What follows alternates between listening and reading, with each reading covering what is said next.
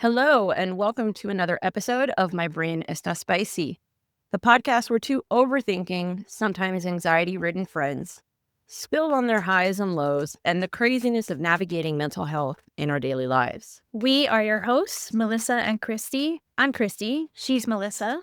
And as always, we are going to be talking about the beautiful chaos of life with spicy brains and inject this safe space with as much humor and our unique sazon as we can.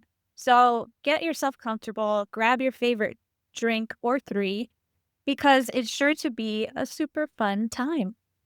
And just so we're clear, everybody, we are not medical professionals. The views and opinions that we are going to share on our show are for informational and entertainment purposes only. We are not doctors, lawyers, or financial advisors. If you need expert advice in any way, shape, or form, please seek out the proper qualified professionals. Seriously, go to therapy. And with that, here we go. All right, everybody, welcome back to My Brain Está Spicy. It's Melissa and Christy. Thank you all for joining us again. We appreciate you all letting us take a little bit of a break. Poor Christy, unfortunately, fell with a bit of a plague. Yeah. And has been sick for a few days. So Yeah. please excuse her if she may sound a little bit under the weather. So. I'm sorry. Yeah, I'm like a week into this super cold thing that everyone is passing around. I thought I was okay. My parents have had it for like a month, and I'm a week into it, so I'm hoping like I don't have it a month. We'll see what happens. I am, yeah, it was on the plus side. It weirdly cleared my brain of any brain like anxiety. It was like a fog came over me, and it was peaceful. I was miserable because I felt crappy, but it was a weird peaceful. And then the anxiety came rushing back yesterday, and I was crying for a bit, and it's fine. I'm fine. But it was a nice break for a little bit. So anyway, I'm okay. I have my sense of humor back, so we're good. Thank God there. for that. But yeah, it's been. I'll try to keep my. I have my throat coat tea, which I highly recommend if you do end up, unfortunately, having a cough or congestion-centered cold. It is a lifesaver, but I have my tea. We'll include Christy's favorite teas in the show notes later today, folks. So you'll be able to refer back to them. Anywho, sorry. So no, you're good. So today we are returning to what's been one of our better of our first couple of episodes, which is the job market Mad Max.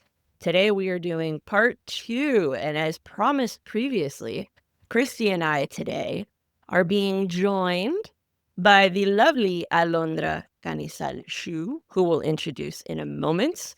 We'll give you a little bit of a bio on her. We're going to jump into just kind of getting her insights on what she's seeing as a career consultant in the job market today, and talking about, mental health and getting her tips on how she's seeing. So, Christy, kick us off with introducing Miss Alondra. All right. So Alondra is an immigrant, and a fabulous one at that. She came into the Midwest from Mexico at the age of 6. And she always understood that the vehicle to the American dream was hard work, yes, work ethic, and higher education. But she quickly realized that as an immigrant, the journey required more than what was available to her. Too true. So she relied on first-generation programming, such as Upward Bound, to help her succeed. She graduated from Northwestern University with a bachelor's in journalism, and then she went on to get a master's in prevention science and practice from Harvard. Work. I went to Columbia, so like, well, cool. And also a master's in school counseling from Oregon State University. Yes. Alondra's journey through academia and her career was all about learning along the way how to network, how to leverage your network, and how to stand in your power. Yes, please. She has worked as a prevention educator, a school counselor, and in human resources, helping to bring diversity to the teacher workforce. Currently, She's working as a career consultant, helping BIPOC and first-generation professionals share their stories, improve their resumes, improve their cover letters, get interviews, and basically level up. She is also the founder and CEO of Soluna Career Consulting, LLC, and she's based out of Portland, Oregon. We'll include all of her information on how to be able to connect with Alondra via LinkedIn, her website, and Instagram in the show notes. And after that fabulous introduction, without further ado, welcome Alondra, and thank you so much for joining us and being our first guest, ladies and gentlemen. Yeah, That is huge for us. I'm so excited. What an honor. I'm so excited to be on here. I'm a fan of the podcast already. And so I'm really excited to be here and join in on the conversation on the job market and just, contribute some insight to what's going on, especially for BIPOC job seekers, first generation. I think that that's for us, it's rough out there, but for us, it can be rougher because we're entering this job market with a lot of misconceptions and preconceptions about the market, but also about ourselves.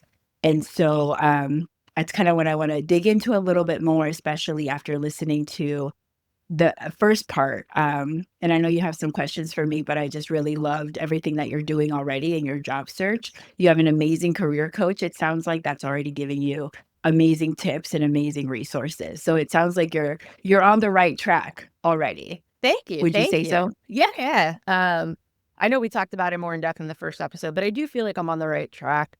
I also just feel like I'm trying to go after what actually feels right. It's funny, I talked about it with my mom earlier this week because she was just kind of asking, seeing how I'm doing and, how I'm feeling and what I'm focusing on. And I was talking with another friend as well about, what are you applying to? How many things are you applying to? And I made the decision that for as shitty as the market is right now, in the beginning, I was just applying because, yeah, you have that anxiety about not having a job, needing to pay bills. And I still have that anxiety. Please don't misconstrue that has disappeared by any means. That is not. But I think what I've realized is the job market is crappy as it is. Applying into the void has gotten me nothing. So I've decided not to continue to apply into the void. And as I mentioned in the last episode, I am just focusing on applying to what feels right and trusting in the process that good will eventually find its way to me. Good is already finding its way, not even eventually. Good is it's here. It's one of those things I can kind of feel it in my bones. I know it's around the corner. It's just whether I haven't opened myself to it or there's something holding it back, but it's there. So I know it's going to find it. And I'm glad that you mentioned kind of what you wanted to talk about and where you wanted to focus things. And before we do that, I did want to ask you, because you've had a varied background with a very unique lens that I actually appreciate in terms of how you approach how you're working with clients. Can you tell us briefly how you found your way into career consulting? I kind of understand it since you worked in HR, but every career coach has or consultant has a different story behind it. So I would love to hear what your story is as to how you got to founding Soluna Career Consulting and what you're enjoying about what you're doing. Yeah. I think as an immigrant myself, immigrating here with my parents when I was little and seeing them do like literal backbreaking work.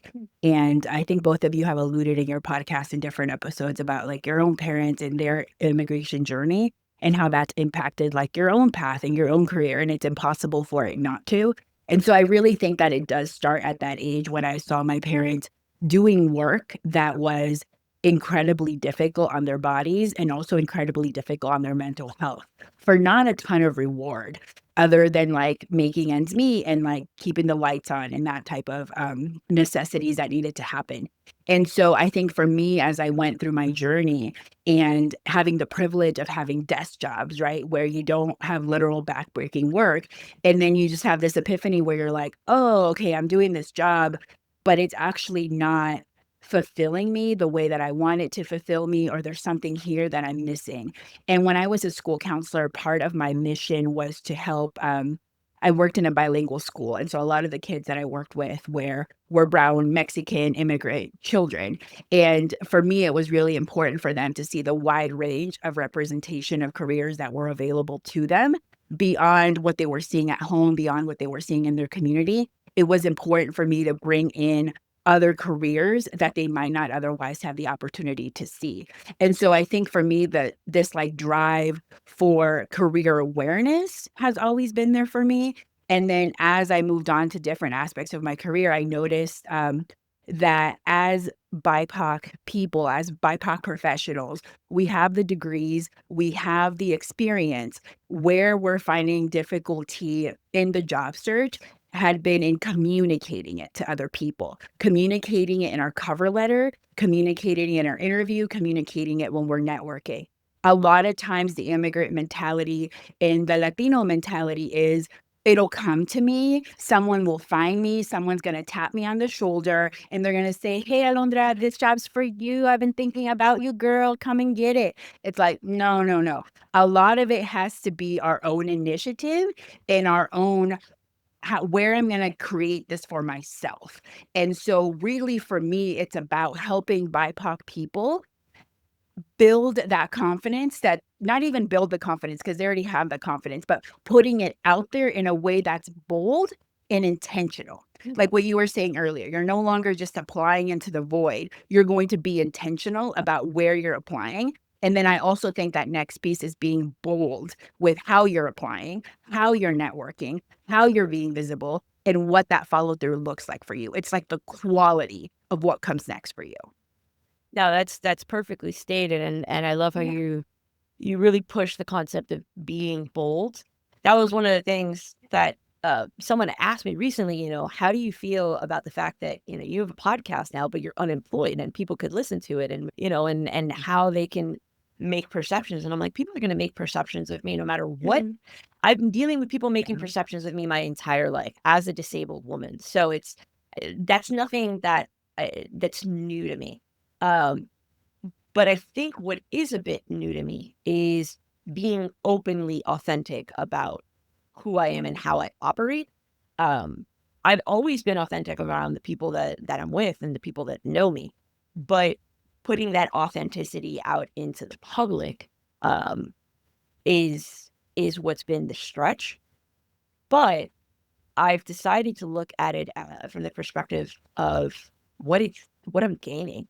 I mean, I put a podcast out with Christy in a matter of 48 hours. I literally texted her on a Friday after we'd been talking about this for 2 years.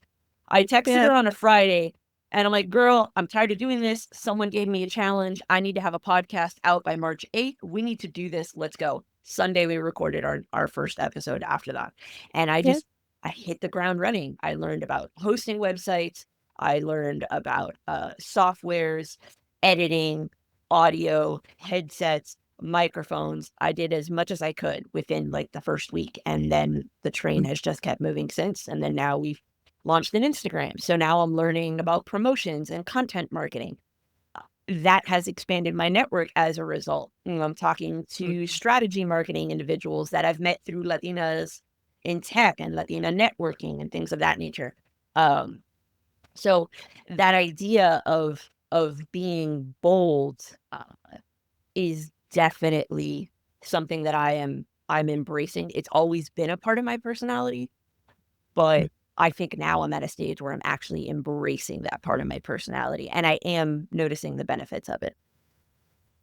Wow. Let's take a moment for that. That's amazing. Yay. I love that.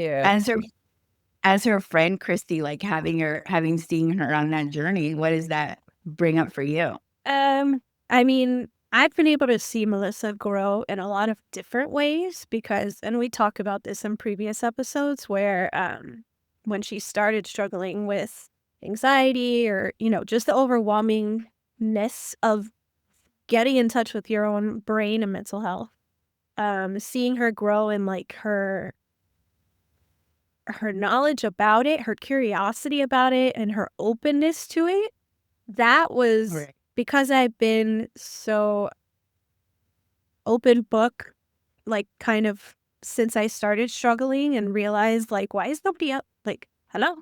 So I just like have been an open book about it. So I've had a lot of people come to me with questions or just like comments or like, and most of the time they're like, okay, I guess, sure, that makes sense. But I think I'm going to keep doing what I'm doing to deal with all these weird feelings. I'm like, oh, like, no problem. But Melissa has always been super receptive. But in terms of the job part, I can't imagine like how hard it's been to have to deal with going from like steady work and like having that automatic sort of sense of purpose, even if it's not like the perfect purpose or feels like the best thing. You're like, okay, it's just my my computer wanted to restart on me. I'm sorry, that was not an option right now. Anyway, so again, I was like, wait an hour, and it's like, wait an hour, wait an hour, wait it. It's like when Netflix asks you, like, are you still watching? Like, bro, if you're on, I'm watching. You're like, Or maybe I'm asleep. Maybe I'm asleep, but you're there and you're I'm entertaining. still watching even though in I'm my asleep. dreams. So stop asking. You're making me depressed asking me that. Anyway. I know she's been on this journey, and just watching her really become more comfortable with herself and her voice has been like an honor as a friend and a podcast co-host or whatever. But like this podcast would not be able to happen without her. Like she is the workhorse in all sense. Like I just show up, and I'm blessed and lucky that she has chosen to like really dive into the nitty-gritty of podcasting and editing and all the things like I haven't been able to because I've been in horrible busy time with work, and then I got sick, and I'm just like I feel horrible like because I'm like I want to help and I want to like take part in it, and I like the back end part and I absolutely want to start doing that going forward. But I appreciate so much how much she's put into like really being, like she said, bold, like you said. And to me it's just been like an honor and a pleasure to watch that like growth and that evolution. And like I'm excited for whatever's coming next, and I do think that whatever's coming next for her is awesome, and she thinks the same of me. I have no idea. I'm kind of a different case or study. Case study. I'm more, even though I'm very open about my mental health and just anything about me personally, I'm an open book. I am who I am here at work. Like there's one version. I don't have multiple versions. Like I'm just me, and that's enough. Like one version is enough. So more than enough. More than enough, exactly. Yeah. But I am introverted in real life. So it's like, yeah, you wouldn't think so, I suppose, but in real life I'm more to myself. My job is very computer heavy. I don't talk to a lot of people. I'm in HR, but I do a lot of the data part of HR. So so for me, when you mentioned about how we kind of Latinas wait for someone to come and tap them on the shoulder, that hit with me because I'm sitting here like, okay, I've been at this job for 9 years and I make good money, but it's a very toxic culture that I'm a part of. Not cohesive with myself, but it's financial security. So it's kind of like you're whatever. But I do, like, in the back of my mind, and I don't know why, and it's so toxic that I'm like, yeah, like, I'm applying to jobs and whatever, but somebody's gonna come and see that I'm special and be like, yes, you come with us. And I'm like, that's so stupid. Like, what? Why do I think that? I think that it might happen to some people. I'm not negating that, like, miracles do happen. Sure. But we're still waiting for that Disney movie, right? Where like the Latina incorporate gets tapped for for the big job without having to Yeah. do it herself or rely on her community to do it. Yeah. But I do think you brought up a really good point, both of you did, when we're talking about the next step being doubling down on visibility. I think it's about you touched on it being especially difficult after you've had an identity you build around your job, right? Mhm. And now let's say you've been laid off or you've been fired. And now you're asking me to go online and tell people about it and to like be visible on there. And to tell people that I'm looking for work after I'm at my lowest. You want me to show up at my best online? That's fucking difficult, right? Like that's Yes. really hard. And so I think it's Sucks. important to acknowledge that there's this mental aspect of it that's like, as a career coach, any career coach can tell you like this list of things to do, but it's not going to be effective unless we acknowledge that there's a mental component Yes. to showing up online, to putting yourselves out there, whether on LinkedIn or networking or reaching out to people. All of that does have value when it's done intentionally and when it's done boldly. But also, I think we have to recognize how difficult it is because now we're rebuilding ourselves in a lot of ways and we're at our lowest point. We're getting rejection after rejection. And now you want me to go out there and put myself out there again? And the answer is yes. So you hit on something that's really key with regards to the mental and emotional side of it. That for me definitely resonates in the sense of, yes, when you first get laid off, or if it's a firing, because it's not always a layoff. Some people, unfortunately, just get fired for whatever reason. It is emotionally brutal. And that concept of, just pull yourself up by your bootstraps and just get back out there. People don't realize, just like in any relationship, a business relationship is a relationship in and of itself. You have to grieve that process. Before I got laid off, when I was working with my career coach back in 2023, that was one of the things that I told her why I decided to start working with her is I'm at a point in my job where I'm really, really not happy and I'm starting to feel desperation kick in. But I do not want to operate from a place of desperation because I don't want to find myself in another situation that is my pattern over and over of I'm unhappy, I'm desperate, I'll take any job, or I get laid off and then I take any job. Which again, it doesn't mean that I don't still have that feeling of desperation right now. I do. Trust me. At the end of every single month, when I have to sit down with my husband and look at the finances and figure out, hey, can we pay mortgage next week? That desperation definitely kicks in. But because when I first got laid off, I gave myself the time to grieve the job that I left, as toxic and as bad as it was in an extent. Not that people were bad. The job in and of itself just wasn't what I wanted it to be, and I was burned out, right? But because I gave myself that space to grieve that time, to move on, give myself the space to get married with a clear head, which was great because I actually got to be fully present for the last 30 days before I got married. It allowed me to not have this intense feeling of defeat going into the job searching. So with that, what are you most seeing with your clients, either new or even just what you're seeing on your LinkedIn community, that job seekers are kind of dealing with consistently? And what are some boundaries that you try to tell people to pick up so that they don't burn out and they can show up authentically, even if they don't feel like they want to?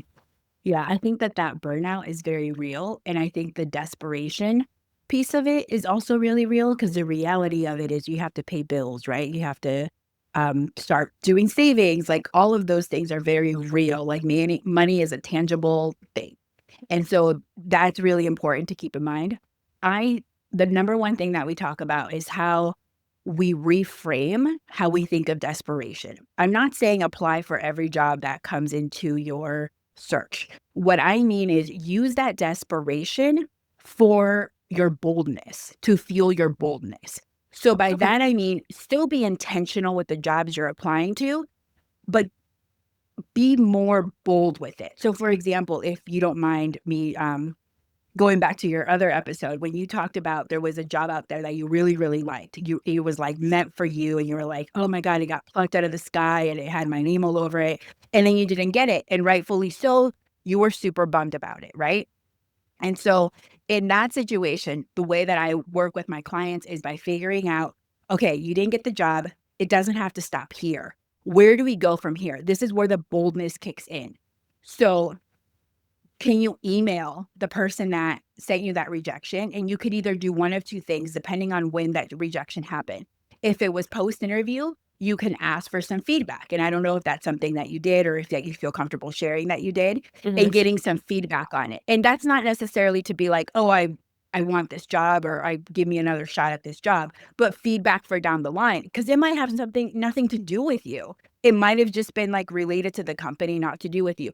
Or it could be feedback for yourself, right? That you could actually take on to the next thing. The other thing I tell my clients as well, if they get rejected before the interview, is when they get that rejection email, coming back and responding and saying, hey, I was really interested in this job. Here's the actual value that I'm going to bring to your company. Understanding what the company problem is and solving that problem for them, but when you're getting that rejection, so that that way they know that A, you're interested, and B, you're bringing actual value. The way the economy is now, and the way that the job market is now, we do have to prove our value to companies before we're there. And that's just the reality. But it's a matter of like how we do it, how we come back from a rejection, how we use that desperation to not be necessarily taking every job we can, but using it to fuel our boldness rather than taking every job we can. I don't know if that makes sense or. No, it absolutely does. And to answer the question, I did send the email. Actually, Christy got to read it because I was like, I go, was this too forward or this, that, and the other? She goes, no, I actually think it's a really freaking great email. Like, shit, I hope Yeah, I was like, you're asking for feedback. Yes, like that's. I always ask for feedback. I think I've talked about this before, and if I haven't, I'll talk about it now. I have asked for feedback every single job interview I have ever had in I think it's almost 15 years now I've been in the workforce professionally. I have only ever received feedback twice. So I think while I appreciate that perspective, and it's true, and I think people need to do that more often, the unfortunate reality behind that is 99% of the time, you're not going to get feedback. But all it takes is that one time that you put yourself out there to say, hey, if I wasn't the right fit, can you tell me why? So that I can get better for the future. Not necessarily to join you guys, but just because I'm always looking to grow. And I think that is very important. I think you're right in that that speaks to your boldness, because too often people don't own the fact that they screw up, or that they just don't have everything that they think that they have, that there is room for improvement. And it's not a matter of you're trying to change yourself. It's you're trying to grow. There's a difference between change and growth. Change is you're altering something that feels unnatural to you, or you're trying to change your perspective to fit a specific mold. And that's not what you want to do. You want to grow so that you can become the best version of yourself. And it doesn't mean that there aren't parts of you that will change. It's just, it happens in a more natural flow so that it doesn't feel so counterintuitive to your spirit, I guess you could say. Definitely. And so they didn't reply? No, they unfortunately didn't reply, but that's okay. Yeah. I know I put my absolute best into that interview.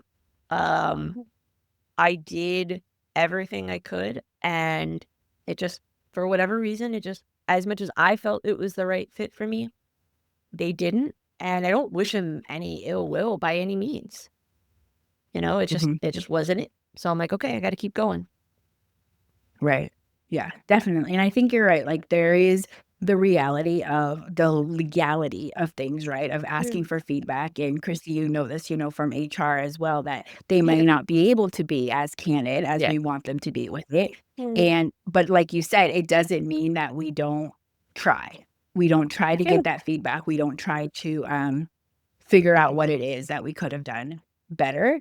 I also think, like, going back to another aspect of your job search process that you talked about, that sounds like you're doing really, really well, is the networking piece of it. She's And so that good. can Oh also my be God. exhausting.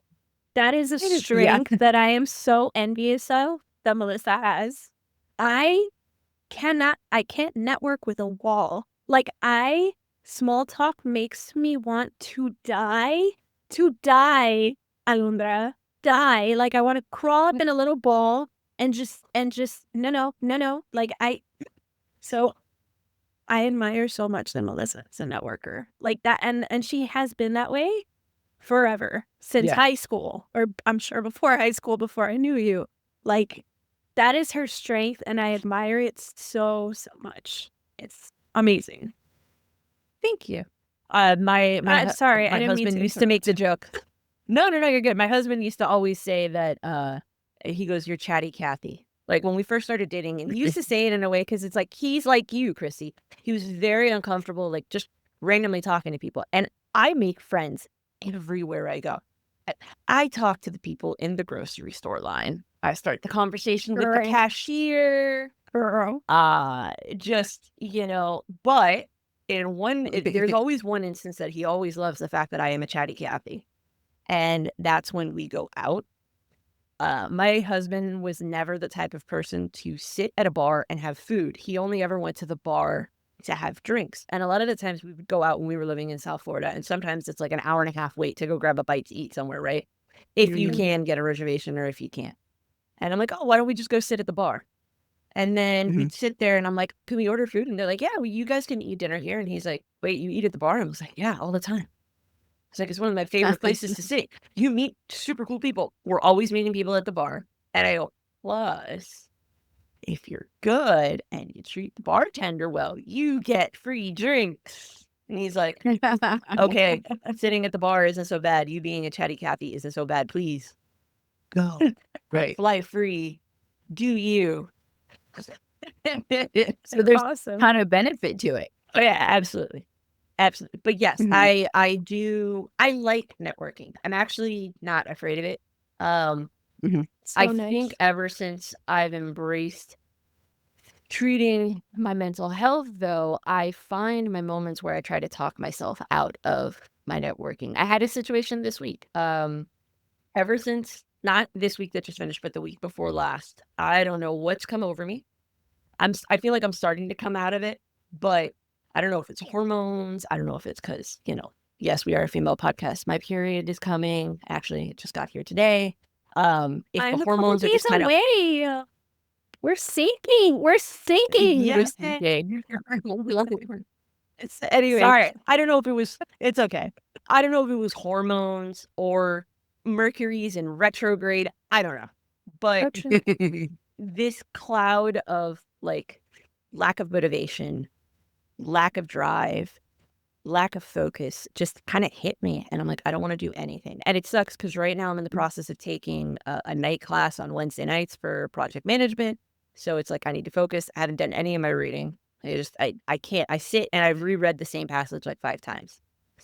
And then I started a women's job search community that I founded based off of the Latina Visibility Challenge. I loved the concept that one of the ladies in the group had mentioned that they started it last year. So I started one. And we meet every single week on Wednesdays. I come prepared with topics, like we keep it focused. We make sure that it's actually productive for everybody. I've given it a name. We're now called Latinas Ascend. Like I've really turned it into like an actual movement Like and a that. group. It's really great. Thank you. That's amazing. Amazing. Yay. Thank you. And Wednesday rolls around and I almost canceled it on everybody because I'm just like, I don't want to do it. Like I had no drive. But one of the things I realized is I'm not just doing it for myself anymore. I'm also doing it for other people. And they're actually counting on me. And it was a testament to showing up even when it's messy, even when you only have 50% to give. Just the act of showing up is big, especially when it comes to networking. And I think the issue that a lot of people have when they think of networking is the vastness of what a networking event represents, the amount of people that are there. And I think for me, the reason why I feel comfortable in it, don't get me wrong, I still get anxiety sometimes when it's a really big event and there's a lot of people, but I don't focus on the number. I focus on intentional interactions. So actually one of the ladies in my Latinas Ascend group gave this as an advice to our group one day when we were talking about networking is she goes, set a goal and a purpose for when you go to every networking event. If it's you want to specifically talk to somebody about this topic, look for one of the organizers when you get there. Ask them if there is anybody that they know within the group that is experienced in this and if they can introduce you. That lets you have a specific focus. And you get one person if that's all you want. For me, right now, since I'm looking for work, my goal is to meet as many people as I can so that they know that I'm looking for work. They know what my background is and so on and so forth. Building like that vast connective web of people. That's my goal at the moment. So whenever I go to a networking event, my goal is to try to meet at least 3 new people every single time. And not just meet, make a meaningful connection, connect on LinkedIn, and share contact information. And I follow up.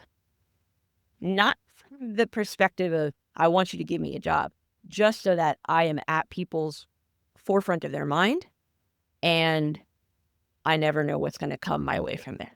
So that's kind of how I approach it.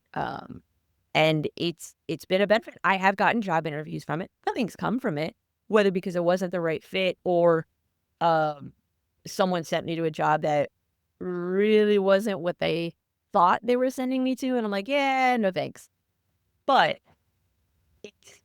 it's at least sending people my way. And I find that I'm finding really, really good value-aligned people, which is very important to me. Yeah. At this stage in your career, you want to be finding the job that really speaks to work that's meaningful to you and not just any job that you want to just have at this point. Exactly. Exactly. Now, Christy, I know I interrupted you before, so I apologize. No, I interrupted What did you Alondra. want to ask us? Oh, okay. Well, Oh, I'm you mean just thinking we interrupted each other. before? Yes. Okay. So so this goes back to more toward the beginning of when we were talking about, or when you, Alondra, mentioned like, even if you get laid off or fired, you have to like kind of go back out there and like sell yourself kind of thing.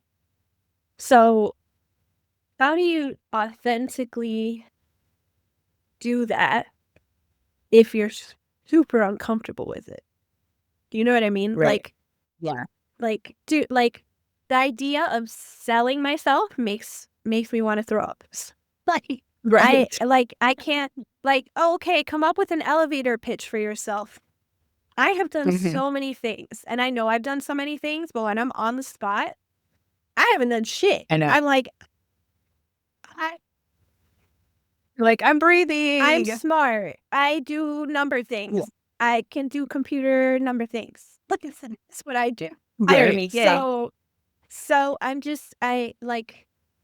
because for me, anxiety also, and it also transforms you, as Melissa mentioned, like it can change what's normal for you and make you want to isolate more.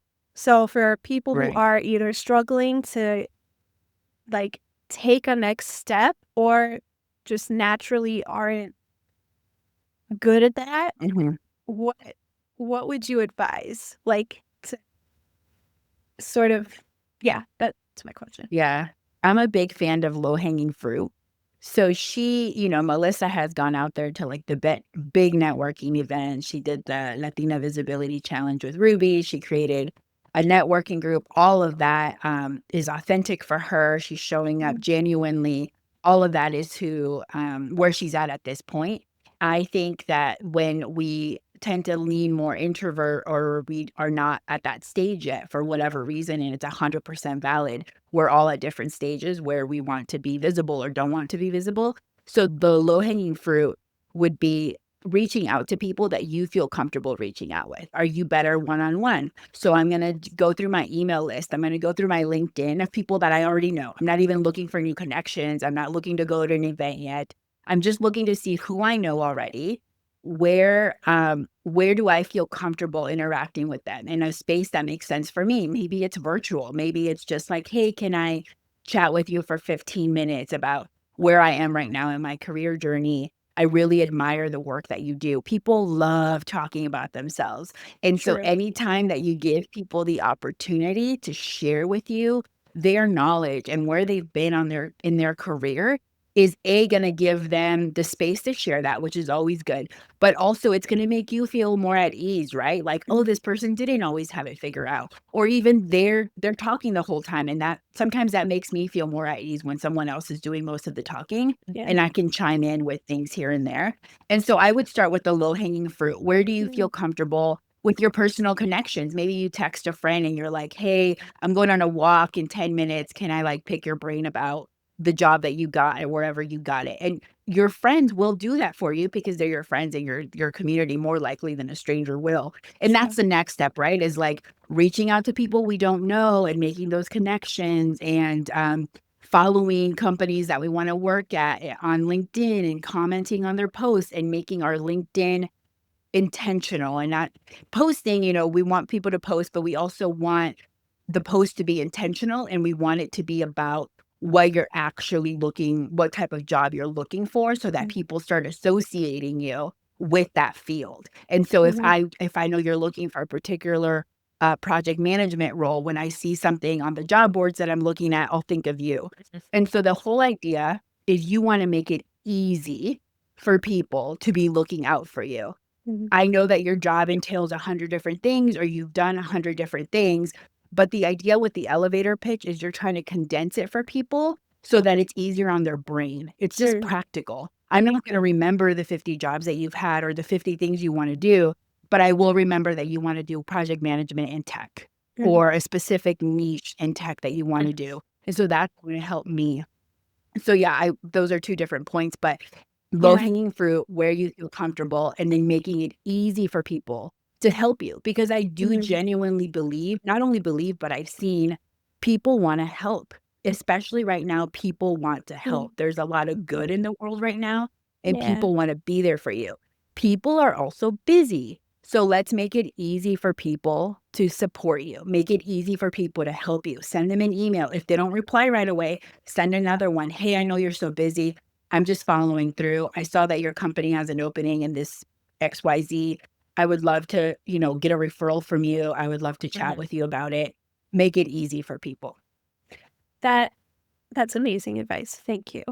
I want to ask a question that's actually more of my husband's question, because he owns his own company and he's basically a teacher, like a language teacher, but for corporate private clients who, especially here in Miami, that's very common. People who want only speak English, want to learn Spanish, who vice versa, Portuguese, whatever.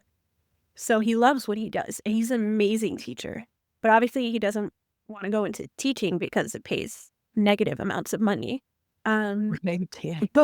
He started his own business and he's doing good, but now he's thinking about transitioning back to corporate, whatever, for more financial security and all that kind of stuff. So for him, and I think this is common, it's also something I probably have in common too. I don't know what my next thing is supposed to look like, and neither does he. Like, it's sort of like, I don't know if what I'm doing now is what I want to do. So it's sort of like, it's again a case of like, I want somebody to tell me what the fuck I'm supposed to be doing. I don't know. Like, I know what I'm good at and I know what I hate. So there's that. And maybe that's the starting point. but like it, and then also job descriptions aren't always true of the positions that they advertise. So it's so for someone in that scenario where you don't really know what you want to do next, you can do lots of things and you have expertise in things, but you don't know what your next thing should look like. What do you suggest in those cases? Mhm. I think I always look at things from two sides. One is like my analytical side. That's like there are assessments out there that you can take that are going to look at your strengths, and they're going to look at areas of where you want to improve. You could do informational interviews and start talking to people of areas where you think you're interested, but you're not quite sure. And you just take someone out to coffee, and that's also a connection that you're building and you're learning from it. The hippy dippy side of me, which also exists because I am a human and I have all aspects of me, it wants to push you on that and say, I feel like you already know.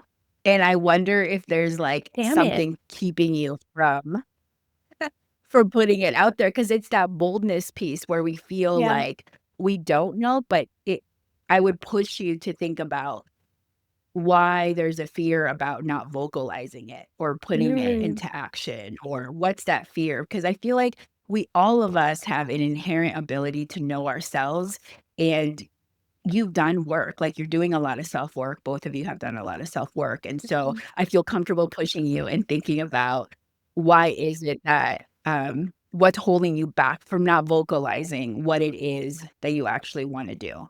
That's fascinating. Because I do believe that all of us do have like some sense of where we want to be. And I know, Melissa, you've had a lot of different jobs and you've gone in different directions. And so I'm curious where you're looking for now. Is that something that, you feel really confident into, knowing that that's your next step? Or are you also like, oh, I'm going to check it out and see? Or what was your journey like getting here? So I think for me, and this was a battle with my career coach the first couple of times that we were talking when I was working with her.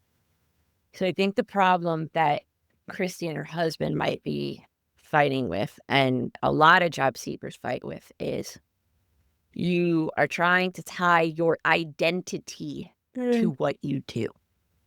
Your job is what sustains you. It is not who you are. It is not your essence. It doesn't make up your entire identity. And unfortunately, here in the States, that is the problem. So I think for me, the reason why trying to figure out the jobs that I'm applying to, where I'm going for, what I'm good at right now, that it comes to be a bit easier is I have detached my identity from my job. My identity is what we're doing right now. It's connecting with people. It's having honest conversations. It's finding moments of joy and finding things that I enjoy doing. That is my identity. That is my person. My job is what helps me fulfill that joy. That doesn't mean that your job can't be that as well. There are people that are blessed enough in this world that are able to do what they love and make money at it. Alondra, you're doing that right now. You have a company, you have your own business. You have gotten to the point where you've been able to turn not only what you're really good at, but a part of yourself that you really enjoy, which is helping people find their voice, find what's really meant for them and what they're good at, and finding jobs in it, right? Not everybody gets the opportunity to be able to reach that point because too often we're sold this idea of chase your passions. No, don't chase your passions. Chase your talents. If your talents happen to align with your passions, you're one of the lucky ones. But if you chase your talents, that's where you can find what's the word I'm looking for? Measurable actions that you can take. I did an exercise a couple of months back from another networking kind of visibility challenge that the moderator of the specific event that I was attending had us pick up our phones and text 3 to 5 people, whoever you wanted to, that know you, that are either friends, family, whatever, and ask them to describe you in 3 words.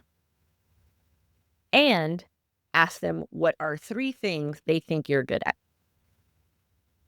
And the focus of the exercise was to push us to see things that we often overlook about ourselves and what make us special and what make us great.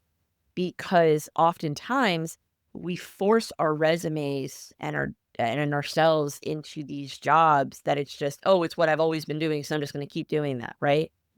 And instead, we forget to see, okay, so within each of those jobs, whether you liked them or not, what are things that you were really good at? And what are some of the things that you actually really enjoy? And then how can you navigate your career journey to chase those aspects? And that's where you'll find the fulfillment. But realize, don't get lost in chasing that fulfillment, because that's not what fulfills you in life. Outside of work is what fulfills you. That's a concept that it's very uncomfortable for those of us in the United States, because that's not what we're told. We are a hustle culture. We're told, your work is your life. And you got to work, work, work, work, work. And then you retire. And then you get, if you're lucky, 15 years to enjoy that retirement. And then you die. Whereas a lot of other parts of the world don't operate that way. And that's why they live a hell of a lot longer than we do, because they realize that their work is a means to operate their life, but it doesn't define their lives. And I think that's why I'm able to show up the way that I show up now. Whole. And I hope that answers your question. Yeah, definitely. I mean, I definitely think that especially, I think it's reflecting too in the way you're job searching, right? Because your approach is one of, I do it for a couple hours a day. I'm intentional about it, but it's not becoming what I do completely, solely my day to day or whatever, So I think that it's carrying over into that aspect. I think the tricky thing with doing that, and I think we're all capable of doing it, even in our culture, I think it is something that's within reach. I think the tricky thing with that is being able to know ourselves and know our boundaries. Because being able to know how to assert those boundaries, right, in a professional setting. Because once you get there, it's easy to get wrapped into but we have a 6 p.m. meeting, or we have a retreat this weekend. And, no one wants to be the person that's like, my day is at 5. Yeah. Right. And so how that works and that negotiation piece. But I think you're speaking to very importantly, the mental aspect of how we reframe work and what role work plays in our day-to-day life, and the presence that work has in our day-to-day life. And yeah, I think that's great. That's brilliant. And yeah, it's definitely the mental health balance that we all crave to have, Yeah. for sure. And then I think too, and Christy and I have talked about this before. I think we actually talked about it in the last episode, as far as that boundary line of I'm done at 5. I think, especially here, not I think, I know that because we operate in the capitalist concept that we operate here in the States, especially if you're a salaried employee, there's this idea of, oh, you're salaried. I'm paying you this boatload of money on an annual basis, not on an hourly basis. So that means that I can have basically unlimited access to you. And to that, I say, my friend, fuck off. No. Same. And the only reason I say that is because I have been in the position where I have allowed unlimited access. I worked my ass off. I gave my entire soul to a company, and I landed under a boss who, it didn't matter what I did. She did not like me. She didn't care the effort that I made. It didn't matter the fact that I got a company-wide award. That means that other people in the company had to nominate me to get the award. She didn't care. It was, she didn't like me. She didn't like how I did things. She didn't like that other people liked me, which basically tells me that she was threatened by me. Now in hindsight, I can see that. Back then, I didn't see that. I was inexperienced and lacked confidence in realizing that that's what the problem was. Mhm. And I allowed her to change my confidence, how I felt, how I operated, and I ultimately got fired. And that experience taught me that no job is ever worth your health or losing yourself in a role. So from that point forward, Oh, girl. you hired me, that's great. You're still paying me on a 40-hour work week. Unless it's written in my contract as a salaried employee that you expect 50 to 60 hours of me, I'm operating as a standard full-time employee, which is typically 8 to 6, 9 to 5, whatever that designation is, with a lunch break in between, and it's 40 hours. That does not mean that I don't overextend myself from time to time, because I will, on my terms. If it's a project that I know requires extra effort from me, I will give that extra effort on my terms. I'm not going to let you call me at all hours of the night. I'm not going to answer my phone on the weekends. We've talked about this before. We're not brain surgeons. Nothing that we do is life or death.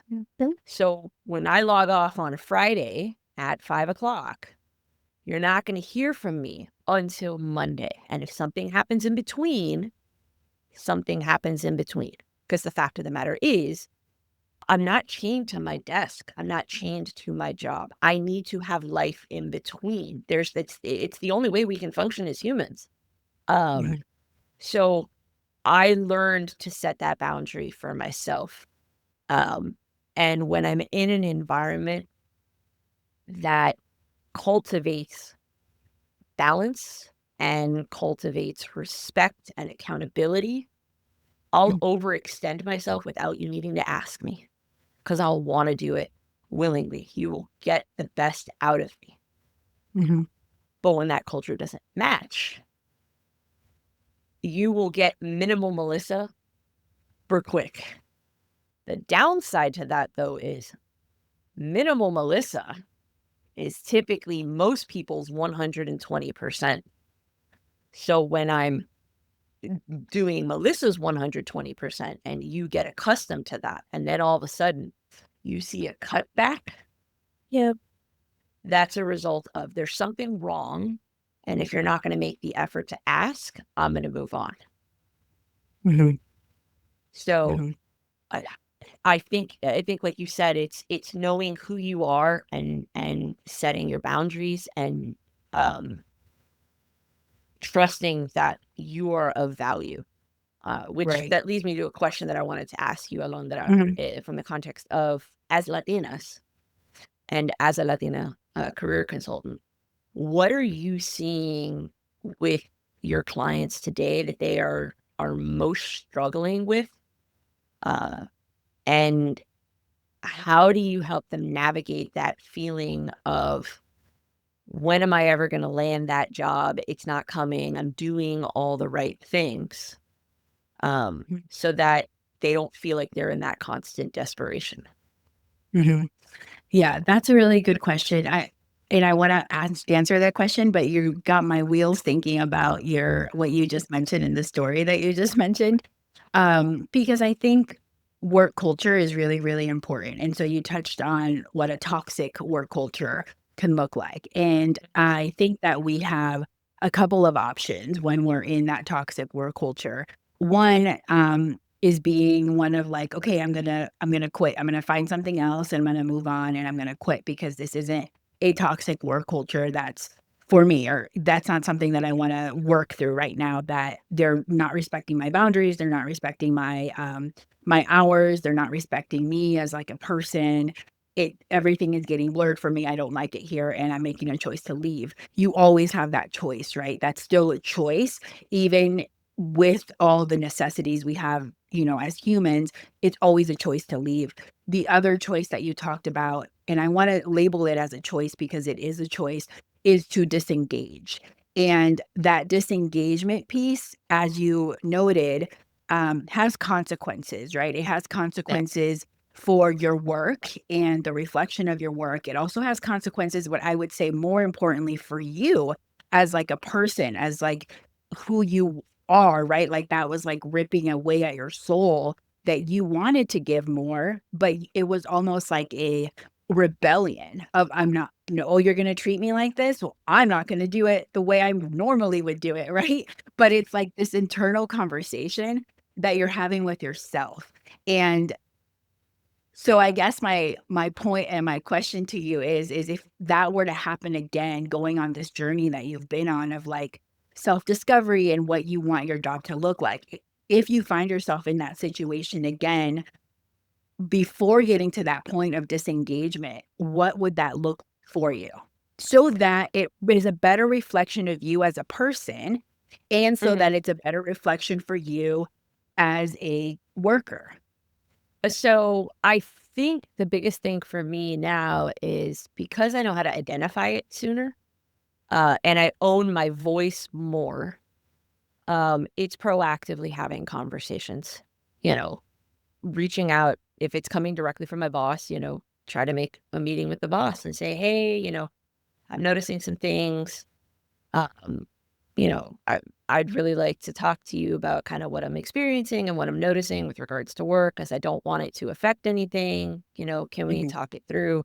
I think it's owning that space and Right. allowing people to rise to the occasion, and hopefully they do. If they don't, then it's acknowledging to myself, hey, I did what I could. Now is my time to either okay, how much of this is past experiences that I'm allowing to infiltrate how I'm acting, right? And are there things that I can try to let go? Or B, is it, no, I've done all I can. I presented the best foot forward. I'm still doing what I'm supposed to be doing. I'm going above and beyond, and it's still not working. Then okay, then it's time to move on. I think for me the biggest thing, and this is something I've always struggled with, and I always talk about this. I am very much an idealistic accountability kind of person, because that's just how I operate. Right. I realize that everything I do has an effect on other people. So I always hold myself accountable. Even when I mentioned it earlier, I wanted to cancel the Wednesday meeting because I wasn't feeling it. But had I canceled, that would have had repercussions on other people. So I thought about it from the perspective of I can still show up, and I just have to be honest with them. Hey, all, I'm not really feeling my best, but I didn't want to cancel on us because I know, we all kind of look forward to this every week, and I knew it would be good for me to still show up. And being that authentic self and holding myself accountable to that, other people reciprocated. So I think what it's taught me is when I'm in the right communities and in the right spaces, because every space is meant for us, but not every space is ready for us. Right. I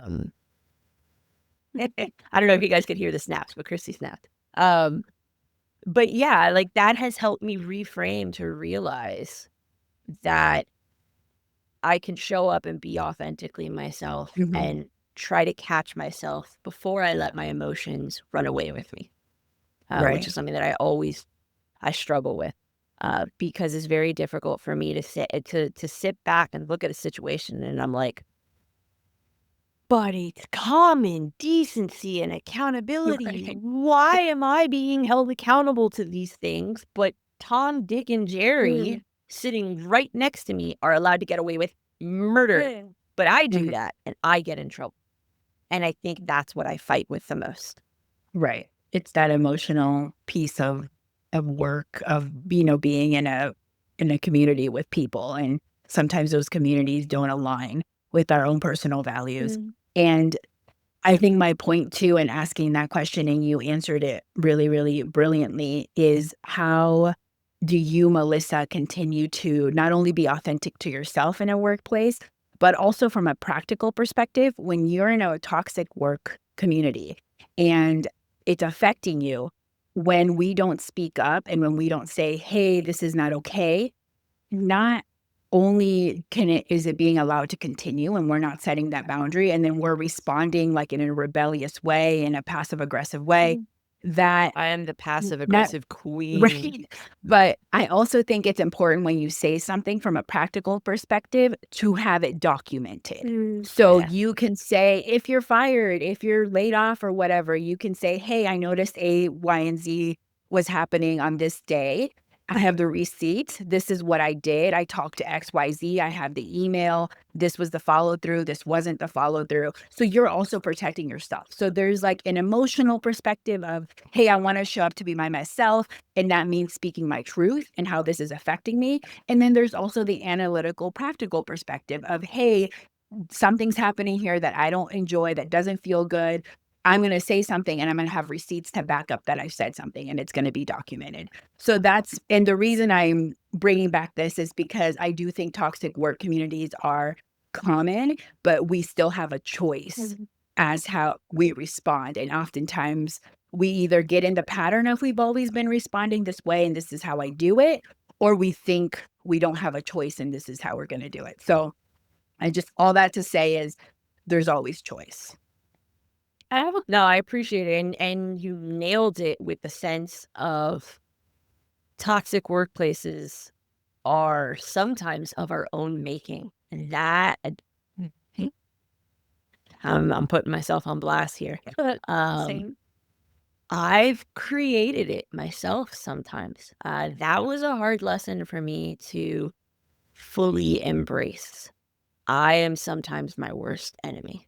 And owning that is the biggest lesson that I have learned, that I am trying every day to get better at. I'm an empathetic person, so that's often very difficult for me to do. But I at least acknowledge it. And I think that's what's been key for me. It's that growth, right? That's where the growth happens. Yeah. Yeah. So proud of Christy, you. I'm sorry. No, Thank you. it's okay. Christy, I'm sorry. I interrupted you It's before fine. that. Don't worry. Don't worry. I had a kind of thought about it, and it might be, I think it's more common in Latina women, but it's common in women, period, in the workplace, because there isn't equality between the sexes in the workplace in most places. They're just either numerically or compensation wise or whatever. From what I've seen, and from me personally, like, people pleasing and being the mother hen of the company, being the go-to person, but for the shit no one wants to do. How is it that birthday cakes are always landing on the women? How is it that HR departments are 99% women? How is it that office management tends to be women? And we can't change that overnight, right? And I'm not gonna, to take a corporate term, like, I'm not trying to boil the ocean here. But I myself, so I can only speak from my own lived experience, but as a serial recovering people pleaser, I am the A+ students, bestest example of what you should do with yourself as a child and as a teenager, and never did any of the bad things, was always the example. So I followed the steps and I did all the things and I did all the schooling, and then I'm in the job and I do what the boss wants, and it's a formula. It's just like school. You do what they want, you get the reward. Like, but real life is not that. There's, at the end of the day, that doesn't get you in a healthy place. And I've realized that the hard way. But and I don't mind that I tend to people please in terms of, sorry, I don't even know where this is going in my brain, but I'll get there. So It's okay. We're along for the ride. So I'm following. Yeah, I'm here. I I'm here guess for it. we're here. So I've kind of reframed it from being people pleasing, right? My performance review every single year is the same. My top qualities are communication, teamwork, involving other people, communicating with other departments, being collaborative. Even though the majority of what I do is sitting in front of a motherfucking computer, those are my top qualities. And I'm not saying I don't do those things. I absolutely do. I completely 100%. And this is maybe speaking to my people. It's thunderstorming by me. Sorry. Oh, I don't hear anything. I love a thunderstorm. You guys are Music. listening to Florida. I don't hear You guys that anything. are listening to the podcast don't get to see this, but they've been watching me like cringe because the thunder has gotten loud and I'm wearing headphones and I'm like, I'm waiting for the drop. Oh, because of the lightning. It's ugly here, but not raining. So I guess you guys have the yucky rain. But Yeah. I apologize. no, it's fine. It's fine. So I think reframed people pleasing into trying to, and my anger about being in a culture that I don't feel fits me well. Mhm. In the meantime, before I go into my next whatever adventure, I'm trying to, first of all, make everyone's voice heard if I have the ability to do that. So asking people's opinions in meetings that aren't speaking up, particularly women, particularly people of color. I mean, my department is 100% women and all of us are Latinas, so it's kind of like, okay, but whatever. It's I do what I can in my limited scope. Mhm. But beyond that,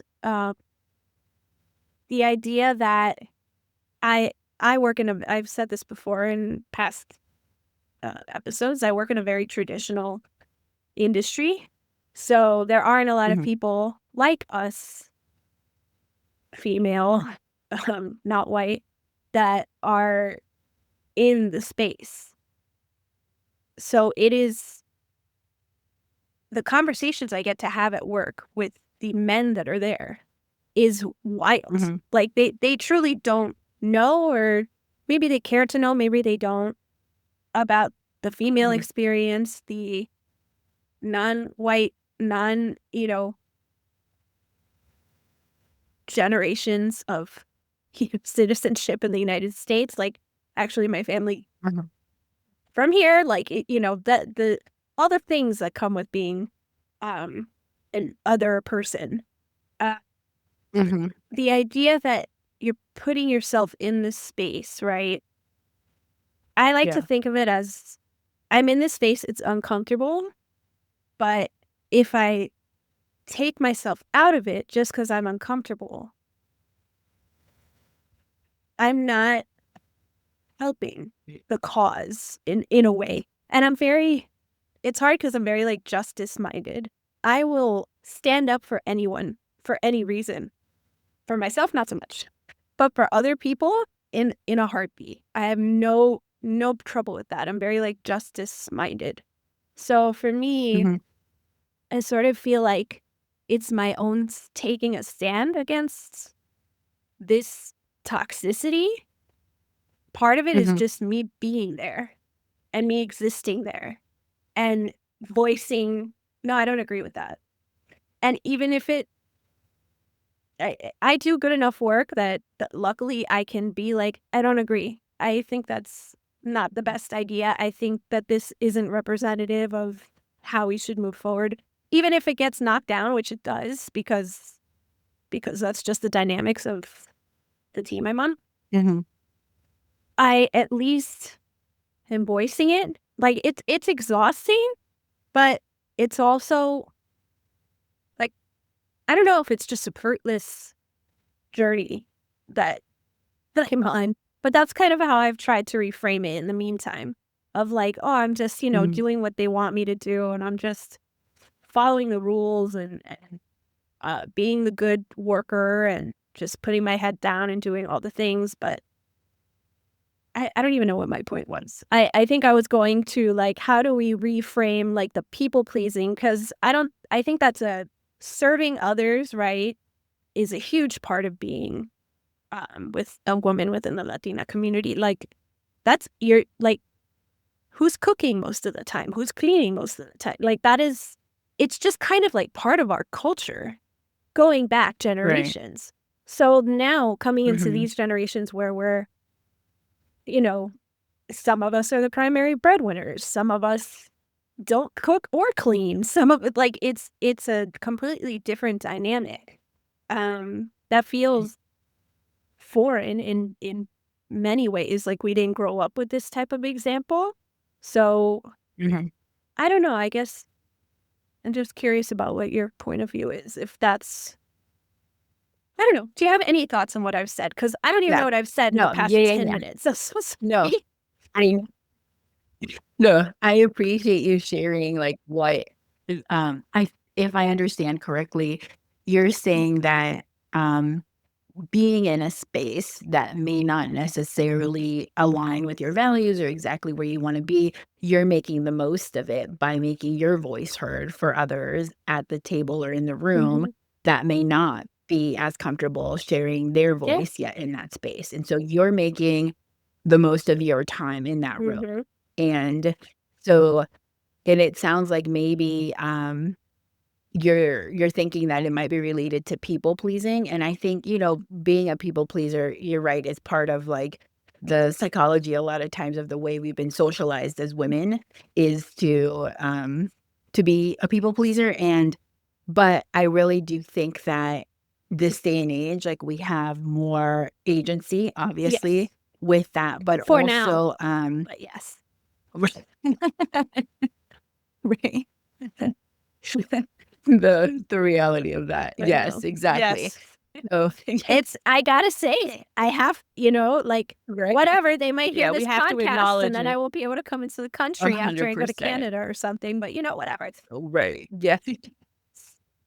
Yeah. Yeah. And something that I am always working through that I don't always do a great job at, but that I'm actively working through is remembering that no is a full sentence. Yes. And if I don't want to do something, is just saying no. And again, I'll be the first to admit that I don't always do it when I know I should be doing it because I am human. But I also think that I'm aware of my tendency to sign up for things, especially being a small business entrepreneur. Opportunities come through my desk where I'm like, oh, I need to take this because it's bringing in money. But then I have to stop and reflect and be like, this isn't really aligning with what I want to do. The reason I'm doing this for myself is because I want things to align with my values and the communities that I want to serve. And so I'm going to say no. And I do have the privilege of saying no. And I don't feel bad about that privilege because I worked hard to get here. I've busted my butt to be where I am right now. And so I have the privilege to say no. And I'm going to say no. And it's not always easy because A, we've been socialized to do it. And B, there's the reality of like finances and growing my business and doing all of that. And sometimes it's not always clear cut.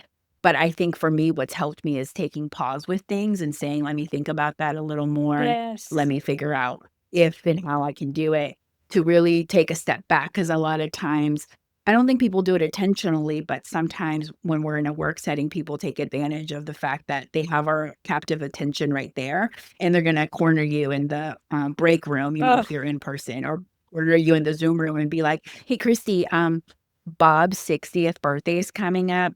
That Sam's cake. You got it, right, girl? Thanks so much. Girl, And thankfully, oh my gosh, that's not my job now, but as being a part of HR, and congratulations on getting out of the trenches of HR successfully. But anybody in HR will tell you it falls on HR. Unless, even if you have office management as a separate entity or whatever department, I don't know, it somehow falls. We're the party planners. And thankfully I don't have to do that because I'm not the generalist in or whatever, like that's not my function. But oh my God. It's fuck you. Fuck you. Fuck you. Go have a birthday cake. If you want to throw fulanita a baby shower, with balloons, flowers, cake, qué sé yo, go. Right. Go have fun. Yeah. No problem. But you need fulanita. Or I've talked to fulanita a whole Right. 2 times. Like, I have fun. Right. Like, it's... I think they're a lot, and I think this is true especially in traditional industries. Like, this is just how it's always been done. Sentence. It is what it is. It's the company's way of doing things. Sentence, platitude, whatever, is the most toxic part of it. It's what causes these leaning on the women to either do the secretarial work that isn't their job, because we have that too. We have executive assistants, right? We have people whose jobs are actually to do this, but instead you rely on an analyst level person that happens to be a woman, and you keep doing it over and over to like be your secretary. Right. Like, what are you doing? It's like, it's very draining, frustrating, demoralizing. Like, it's just kind of one of my coworkers, she's very sweet, and she listens to the podcast, and you know who you are. I love you. But she like every once in a while we'll just have like little venting sessions, and she'll be like, you should run this place. You know more than any of these guys. And I'm like, girl, first of all, no. I'm good, because I'm good. Like, I'm good, but I appreciate you. But like, I feel like that's always the sentiment secretly among women in an organization.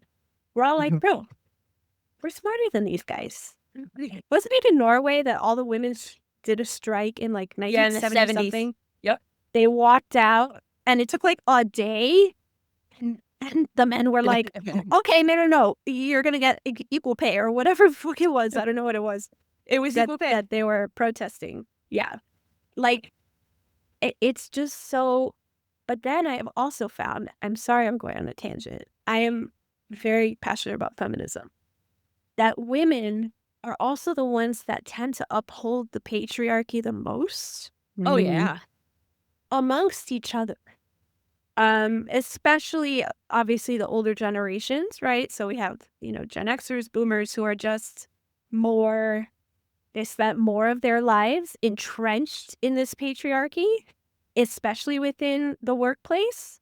The whole kind of post-Me Too movement, like feminism in the workplace, it makes people very uncomfortable.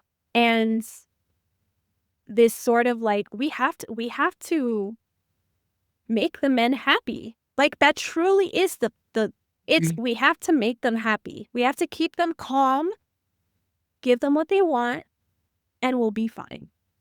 And it's like, no, I want to upset a bitch. I want to get somebody mad. I want to have a conversation that matters, that isn't about a birthday cake. So if I can, Christy, you touched on something. Funny enough. Did I? Sentence. Yeah, I think I touched on 50,000 things right there. But it's okay. It's okay. I'll refocus us. You touched on something with what Alondra said of, no is a full sentence. And you talk about how, amongst ourselves as women, it's easier for us to say the no and identify where we should have said no, and what we should change, or how we would want to do things differently. So, Alondra, my question to you with regards to your clients across the board, whether it's an early career client, mid-career client, top level, executive level client, how do you help those that come to you that don't feel comfortable not only embracing no, but also for someone like me who does embrace it, how to balance it properly? Because not every situation requires the no, which is something that I struggle with. And we touched on it before, where it's like, once I hit a wall, it's like, you can't get through to me anymore. When I put up that wall because I am not happy anymore and I have done Mhm. everything I can and I'm done, you're just going to keep hitting that wall. And then you're going to start getting Melissa angry. Um, how do you help your clients for the ones that need to embrace it, and then for the ones that do, how to balance it? What advice would you give there? Mhm. I think the main thing is getting your data, right? Like, why is this something that you want to say no to, or why is it something you want to jump on board with? And getting your data means that you're going to take pause with the decision that's in front of you. You're not going to make like a, a decision right away. You're going to take time to you're going to ask for time to make a decision. So, for example, if you get a job offer that comes through and you're not quite sure if it's the right fit or the right time for it, it's okay to ask for more time. It's okay to say, can I have, a few more days to think on this or a few more days to gather my data? Sometimes we ask that of employers because we're waiting on another offer that we know is coming through, or we know we're at the last stage of an interview. And so we're waiting for that one, but we don't want to leverage it yet until we have that in writing and we're ready to do that negotiation piece. But sometimes we genuinely just want to think about it. And that's okay. It's okay to say, you know what? Again, it goes back to your point of desperation where we feel like, oh, I really want Mhm. this job. I'm just going to, as soon as they get the phone call, I'm just going to say yes. It's like, no, let's take a moment. Let's pause and let's Yeah. look at the data. Let's gather the data and figure out if this is something that we want to engage with, if this is something that we want to do. And so I think that's part of it, is gathering your data and figuring out if it's truly something that that's going to align with you, and if it's something that's moving the needle forward for whatever it is, whatever your goal is. And I think gathering that data is going to be a really, really big part of it. Okay. No, I appreciate that. Um, and I really appreciate, you coming on here and talking with us about everything with regards to, the current state of things, how each of us operates, and sharing your immense wealth of knowledge and experience. I really do Mhm. appreciate that. And I think Christy would agree. Um, the last question I want to ask you as we wrap up, because we've talked about a lot of different concepts today, and tangents, as Christy likes to call them. I'm Which thank sorry. which thank you for riding I'm along with sorry. those. Oh, of course, Yeah, yeah. they're beautiful. If you had one specific practical option that you would like the listeners of today's episode to take, what would you like that to be? And that could be me, and that could be anybody. What would Mhm. be one actionable practice you would like folks to take away from today's episode? I think the overarching message and where we started the episode is talking about that intentional boldness and figuring out where in our career journey and our career search we can be more bold. Whether it means through your LinkedIn visibility, whether it means through your networking strategy. And by that, I mean, not just, I think part of it is showing up to events and making those connections and doing the follow through. All of that is really important, but also reaching out to people that might have something to offer you or might have some insight for you that is not directly front of mind. So maybe there isn't a job posting at that company, but you really want to work for that company.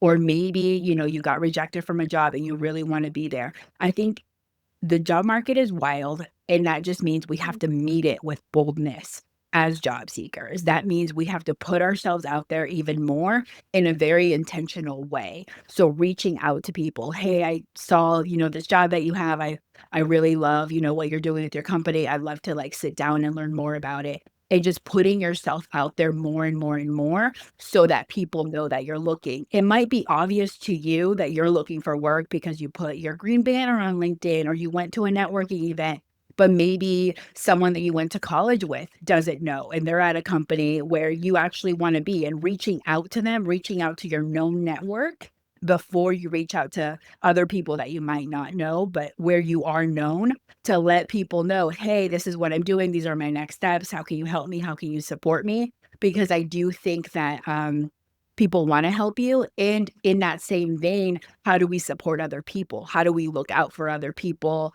How do we continue that reciprocity of like giving people support, also getting support from other people? So all of that to say, it's like the visibility piece, I think, is extremely important right now. However that looks for you, low-hanging fruit or big visibility, but it's visibility nonetheless. Yes, absolutely. All of that. Thank you. Thank you. Thank Yes. you. Thank you, Alondra, so much for joining us today, for being Yes, our thank very you. first guest. Yes. I hope we here. were okay. Yeah. You weren't Uh, too annoyed with tangents. Oh, no, not at all. we really appreciate it. I enjoyed the Here, conversation. that's good. We're Cool. glad. We're glad. We really appreciate you joining us today. For all of our listeners, we'll include this information in the show notes later on, but you can find Alondra on LinkedIn. You can look her up under Alondra Canizal Hsu, and her last name is Hsu, but pronounced like Shu, as she taught me. You can visit her website at solunacareer.com, and you can find her on Instagram at Soluna Career PDX. We thank you all again for listening today here to My Brain Está Spicy. If you liked what you listened to, please remember to like, follow, share, and comment. You can find us on all your favorite platforms. Thank you all so much. May you have a beautiful rest of your week, and may your brain be just a little bit less spicy. And your tummy too. Hey there. Thanks for tuning in. We appreciate you hanging out with us on this mental health ride. If you've enjoyed this episode, don't forget to like, follow, comment, and share My Brain Está Spicy with your fellow overthinkers, because the more the merrier in this Spicy Brain Club. If you're curious about any of the hacks or products we've mentioned, check out the show notes for links. We're not sponsored by any of these, though feel free to call us. We just love them so much and think you might too. Catch you next time, and until then, may your brain be just a little bit less spicy.